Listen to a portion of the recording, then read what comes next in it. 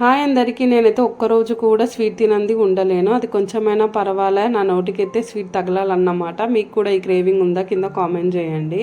అయితే మొన్న వినాయక చవితికి పాల తాలికలు చేశాం కదా, నేను వీడియో కూడా పోస్ట్ చేశాను ఇప్పుడు. సో నాకైతే ఆ రోజు తిన్నట్టు అనిపించలేదు. అందుకే మా మమ్మీని మళ్ళీ చేయమ్మా అంటే అయితే ఇక్కడ ప్రిపేర్ చేస్తుంది. మేము ఎప్పుడు పాల తాలికలు చేసినా ఇప్పుడు చేసే పద్ధతిలోనే చేస్తాము. కానీ మొన్న వినాయక చవితికి అయితే టైం లేకుండే, అందుకే అప్పటిదప్పుడు తాల్చుకొని చేసామన్నమాట. సో మేము ఎలా చేస్తామంటే ముందు రోజు నైటే పిండిని కలుపుకొని తాలికలను తాల్చుకొని వాటిని ఫ్యాన్ గాలికి ఎండబెడతాము. ఎందుకంటే ఉడికేటప్పుడు విరిగిపోకుండా ఉంటాయని.